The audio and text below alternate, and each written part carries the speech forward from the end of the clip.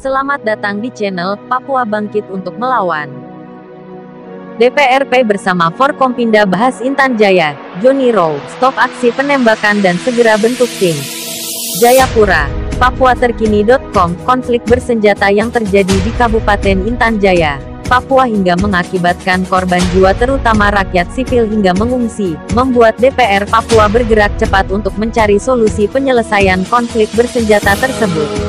Untuk itu, DPR Papua mengundang Majelis Rakyat Papua, MRP, Kapolda Papua, Pangdam 17, Cenderawasih, Kajati Papua, Bupati Intan Jaya, Ketua DPRK Intan Jaya, PGGP, FKUB dan Ketua Sinode GKI di Tanah Papua guna membahas penyelesaian konflik di Intan Jaya itu. Usai pertemuan yang berlangsung hampir 5 jam itu, Ketua DPR Papua, Johnny Banwaro, didampingi Wakil Ketua 3 DPR Papua, Julianus Rumbairusi, SOS, MM mengatakan, jika rapat itu membahas situasi di Papua, di mana terjadi konflik di beberapa kabupaten, khususnya fokus di Kabupaten Intan Jaya. Kami rapat ini, karena situasi ini harus ada langkah yang kami ambil dan samakan persepsi agar bisa menolong rakyat kita. Apalagi, selama ini kita tahu bahwa warga sipil justru yang lebih banyak menjadi korban, terutama ibu dan anak-anak akibat dampak konflik itu, bahkan terpaksa mengungsi di gereja dan hidup dengan keterbatasan, kata Johnny Banwaro. Untuk itu, ujar Johnny Banwaro, pertemuan ini bisa mencari solusi dari konflik itu.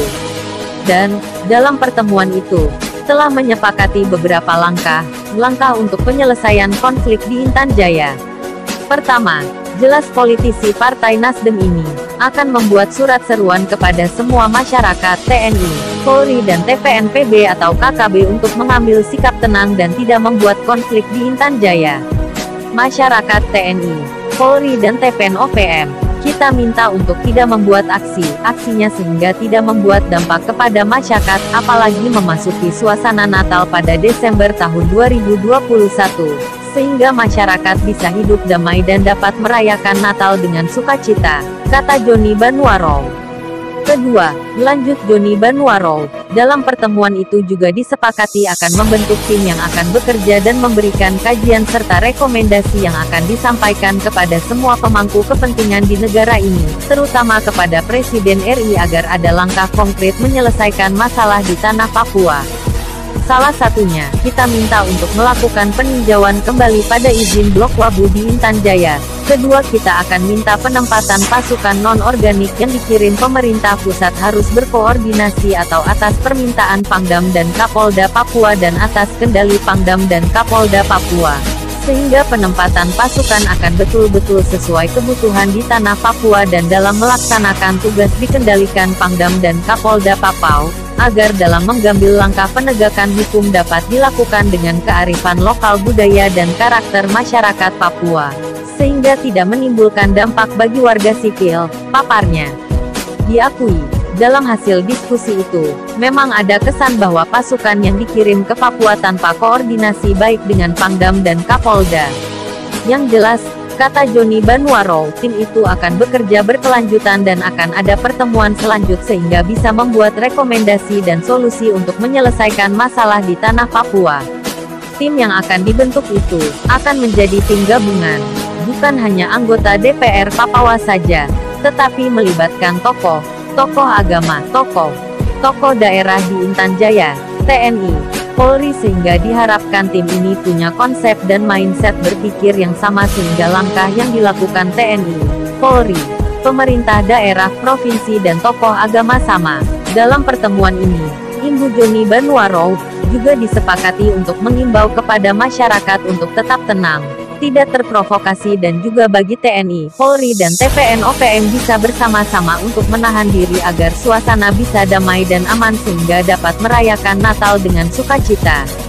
Sementara itu, Bupati Intan Jaya, Natalis Tabuni, SSMC mengapresiasi adanya pertemuan yang digagas DPR Papua itu atas keprihatinan terhadap kemanusiaan masyarakat di Intan Jaya, yang melibatkan stakeholder di kabupaten dan provinsi. Ini langkah maju yang luar biasa. Kami Pemkab Intan Jaya mengapresiasi. Harapan kami bahwa tim yang terbentuk di kabupaten dimediasi dan mengedepankan pendekatan persuasif, kultural dan kekeluargaan untuk berkomunikasi dengan saudara-saudara kita, TPN-OPM atau yang berseberangan dengan NKRI. Kami pandang mereka sebagai sesama anak bangsa, katanya. Bupati Natalis Tabuni mengatakan, jika saat ini tengah mencari solusi agar masyarakat Intan Jaya aman sehingga pembangunan bisa terlaksana dengan baik. Diakui, saat ini masyarakat merasa tidak aman karena aparat keamanan melaksanakan penegakan hukum di Intan Jaya berdampak pada masyarakat, trauma dan pembangunan baik pendidikan, kesehatan, infrastruktur dan ekonomi hampir tidak berjalan maksimal di Intan Jaya. Kami berterima kasih kepada pimpinan DPR Papua yang menggagas pertemuan ini dan semua pihak terlibat sehingga diharapkan menghasilkan solusi permanen mengakhiri konflik di Intan Jaya, imbuhnya. Soal Semkobogou yang menghilang, Bupati Natalis mengakui jika memang sejak 8 bulan lalu situasi di Intan Jaya sempat kondusif, namun setelah Semkobogou hilang, muncul aksi pembalasan dari KKB dan saling balas hingga kembali meluas. Kami sudah melakukan koordinasi dengan Forkompinda dengan Dandim dan Kapolres. Hasilnya sudah kami sampaikan ke Pangdam dan telah mengutus polisi militer ke Intan Jaya. Sedangkan berproses dan masyarakat termasuk KKB ini tidak sabar, hingga melakukan gerakan terus dan dalam berbagai kesempatan pertemuan dengan masyarakat kami sudah sampaikan itu, jelasnya. Soal komunikasi dengan KKB, Bupati Natalis Tabuni menambahkan, jika saat ini pihaknya masih terus melakukan pendekatan. Hanya saja, kelompok KKB itu, bukan hanya satu saja, tetapi ada beberapa kelompok. Komunikasi dengan KKB itu, bukan hanya kami, Pemkab Intan Jaya, saja yang melakukan, tapi juga ada dari TNI dan Polri agar mereka tidak melakukan aksi yang bisa merugikan semua pihak, katanya.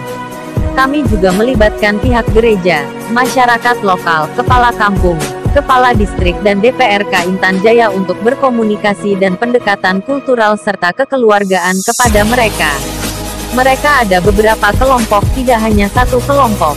Mereka ada yang betul-betul OPM seperti Ayub Waker, ada yang mencari eksistensi dengan motivasinya belum tentu jelas. Kami sudah melakukan identifikasi kelompok mereka, imbuhnya.